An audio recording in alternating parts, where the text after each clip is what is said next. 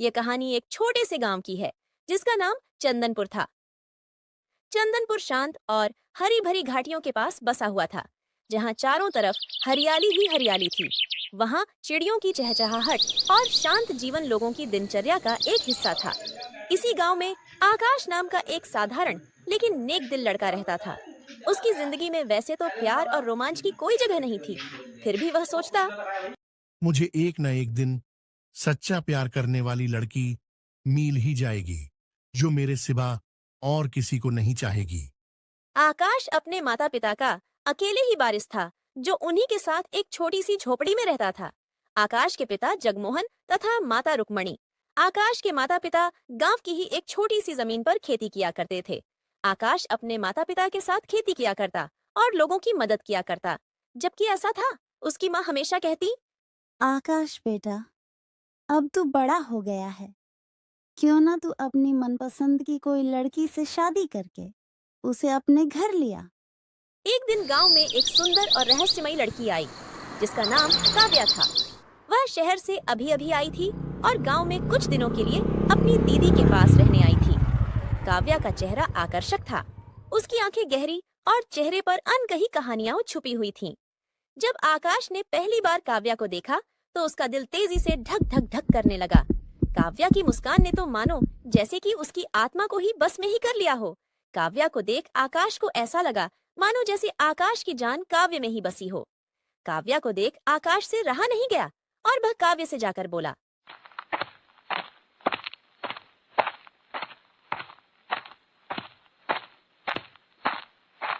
तुम इस गांव की तो नहीं लग रही, और मैंने तुम्हें आज से पहले यहाँ तो कभी नहीं देखा। तुम कहाँ से आई हो और कहाँ जा रही हो?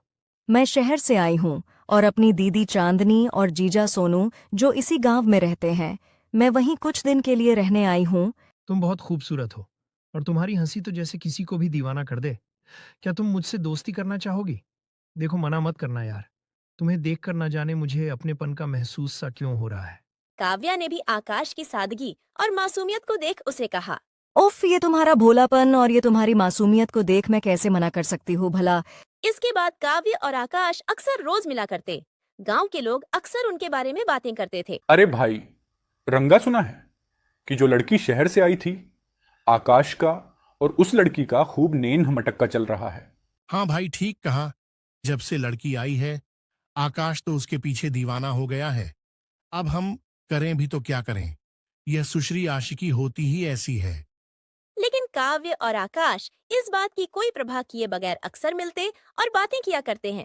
लेकिन धीरे धीरे उनकी दोस्ती अब प्यार में बदल गई और अब आकाश काव्य से कहता है कि काव्य, अब तो लोग हमारे बारे में न जाने कैसी कैसी बातें कर रहे हैं।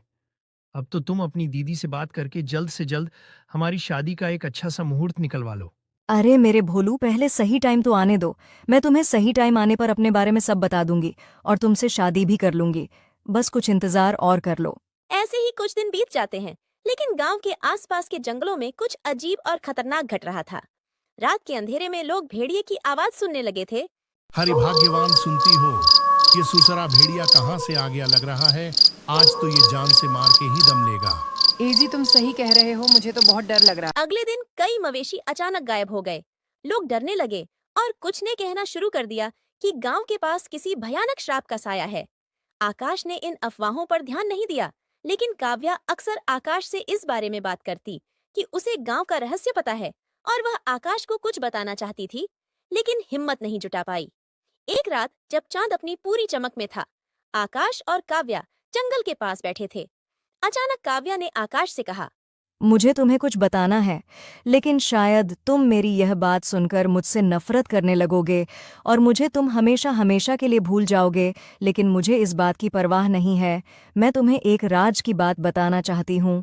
अरे पगली, मैं तुमसे कभी नफरत नहीं कर सकता काव्या। चाहे जो हो, मैं तुम्हारे साथ हूं। और तुमने ये कैसे सोच लिया भला कि मैं तुमसे नफरत करने लगूंगा?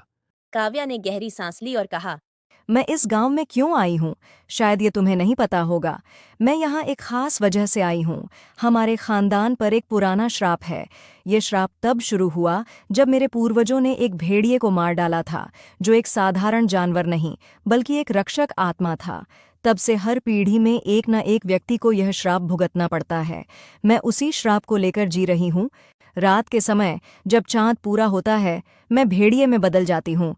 यही कारण है कि लोग इस गांव में भेड़ियों की आवाज सुनते हैं। आकाश यह सुनकर स्तब्ध रह गया। उसे विश्वास नहीं हो रहा था कि उसकी प्यारी काव्या एक भेड़िया बन सकती है।